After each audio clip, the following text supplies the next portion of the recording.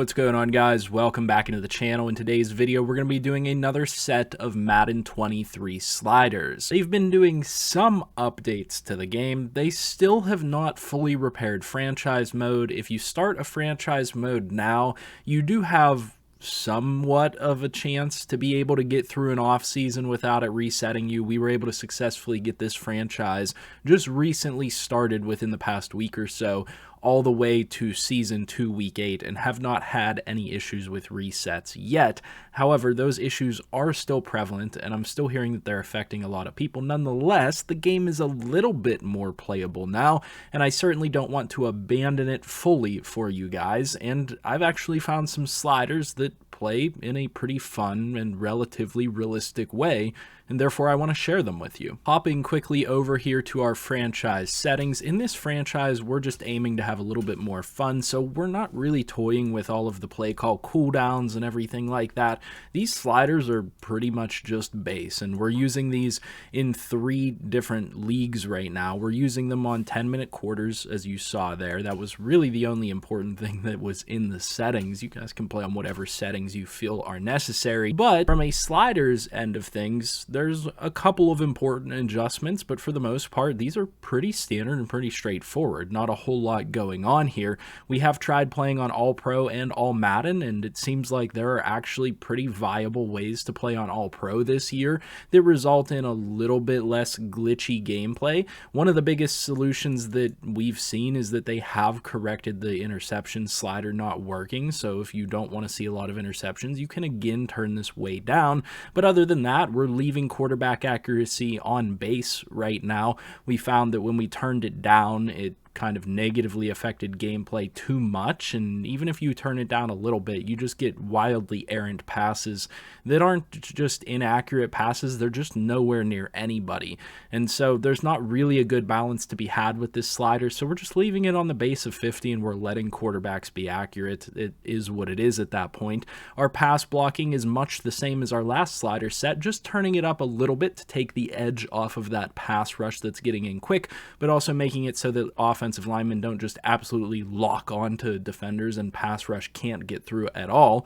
Wide receiver catching, we take the edge off, taking that down to 49. We make no adjustments to run blocking, but we do increase fumbles all the way to 75. I believe this was similar or the same in my last slider set. Again, Madden always has way too many fumbles. They are arcadey after all, and they do want to see a lot of forced fumbles and those turnovers, but realistic football, we don't want to see that. I don't really like to play with constant fumbles, especially on players that don't fumble in real life. And so we turn the fumbles up to 75, and you get a realistic gameplay there where you get the occasional fumble on a strip or a big hit or something like that, but you're not going to see many fumbles, if any.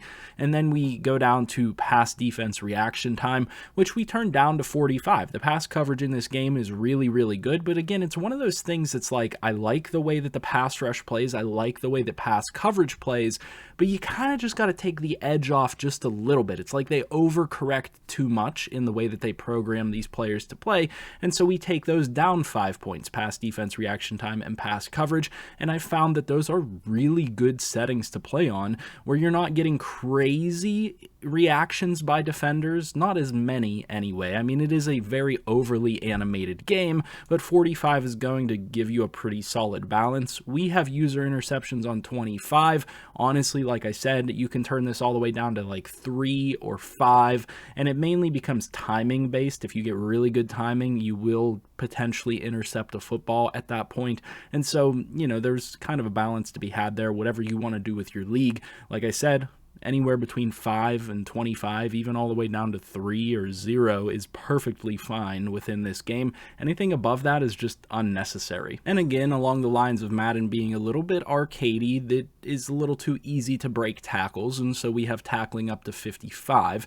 You'll notice that that will help a couple players occasionally from game to game get a tackle that they should realistically get, but they wouldn't typically get on the base settings. And then going to the CPU skill, and this is where a lot of people will find things interesting. We do have quarterback accuracy down to 38.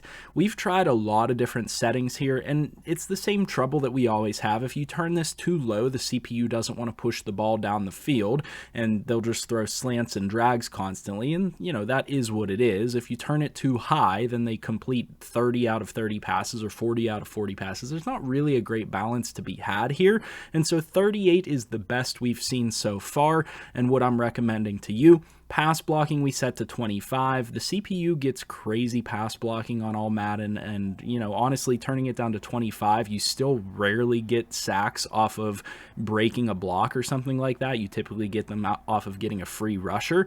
Nonetheless, we turn it down quite a bit to try to generate pass rush against the CPU and force some inaccurate throws by the quarterback. Wide receiver catching down to 45. They still catch almost everything. This just gives them the occasional drop, and run blocking at 48. This just, again, is like one of those taking the edge off slightly. The CPU is just a little bit too good at run blocking and sucking players into blocks on the defensive side of the ball as they're, run blocking on offense. So taking the edge off just a little bit to make it a little bit more realistic. Their fumble slider is set to 70. Again, they get a little bit of a boost already, so they don't need to be all the way up to 75. They fumble a little bit less often than users would, and so it's turned up to 70, so they don't fumble all that much. And then pass defense reaction time and pass coverage. This setting has been really, really good for me with the combination of 5 interceptions.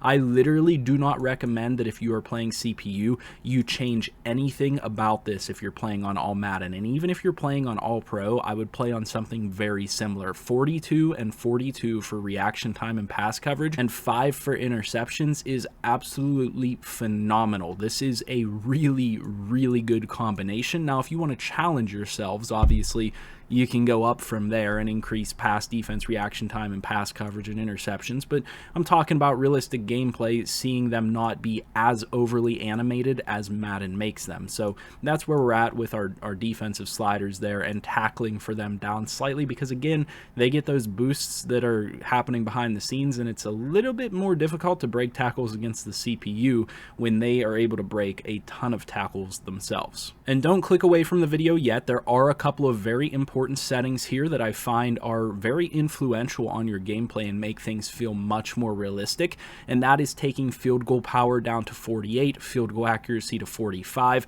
That just makes field goals in general a little bit more difficult. You'll notice on the base sliders that they pretty much never miss field goals, or it's really difficult for a user to miss a field goal, and you'll notice that the CPU and users can hit 65-yard plus field goals, and that's a little bit unrealistic.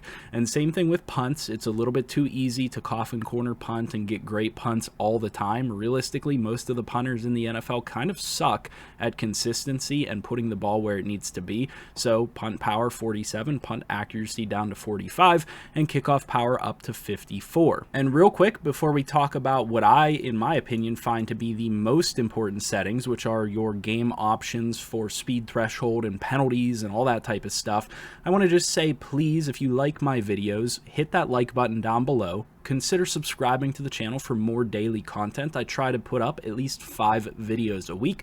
That's 1 for Monday through Friday, and occasionally I'll bounce around and put 2 up on one day and 0 up on another day, just, based on my availability. I do work a real-life job, but nonetheless, I hope that you guys will hit that subscribe button, hit that like button. It helps to keep this channel going and helps to keep things running around here, so I really do appreciate all of your support. But without further ado, let's finish out these sliders. For injuries, we're going to have them set to 25. I like them on 35. I feel like you get much more realistic injuries. You get many more injuries from week to week, but I have people that I play with that complain about having pretty much any injuries whatsoever, so I kind of have to deal with that. So nonetheless, I recommend 35, maybe even higher. You guys might prefer 25, where you have very limited injuries. Fatigue is on 70. This is incredibly important. This will result in players actually needing to sub off the field. If you do not set your auto sub sliders, you're going to have a tough time on this fatigue, because your players are going to be forced to stay out there on the field when they shouldn't be staying out there on the field. Set your auto sub sliders, go check out my other videos on that and make sure that you put your fatigue up to 70. You will see the most important changes to your gameplay based on this fatigue slider and auto sub sliders alone. And then we go to minimum player speed threshold, where we just take it down to 48, which is going to reduce the gap between fast players and slow players and make them play a little bit more similarly, just by a tiny little margin, which is going to make the game feel a little bit more realistic.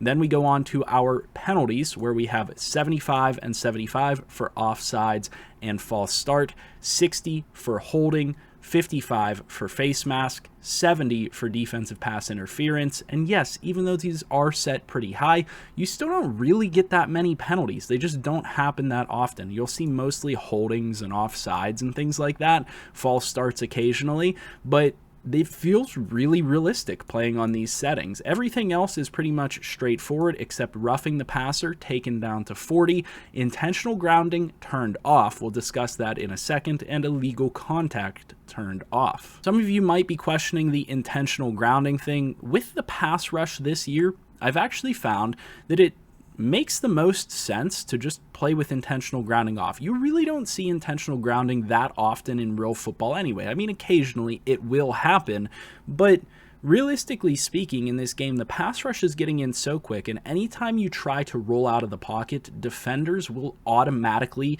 shed those blocks on your offensive tackles. It kind of makes it impossible for an actual throwaway ball to happen, at least consistently the way it should be able to. And so that presents a problem where you might try to throw away a football, but you just don't have a chance to, even though you should have a chance to. And so you'll see a lot of those situations kind of fixed by just turning intentional grounding off and letting quarterbacks throw the ball away whenever you're capable of doing so. You might see a little bit of discrepancy here with it, not being the most realistic thing in the world, but I find that it's better to play with it off than to play with it on. And there you have it, guys. Those are our new sliders for Madden 23, our updated sliders for Madden 23. As we discussed earlier in the video, I really hope you guys will leave a like, comment, and subscribe. As always, I'll see you in the next video, and I hope you have a good one.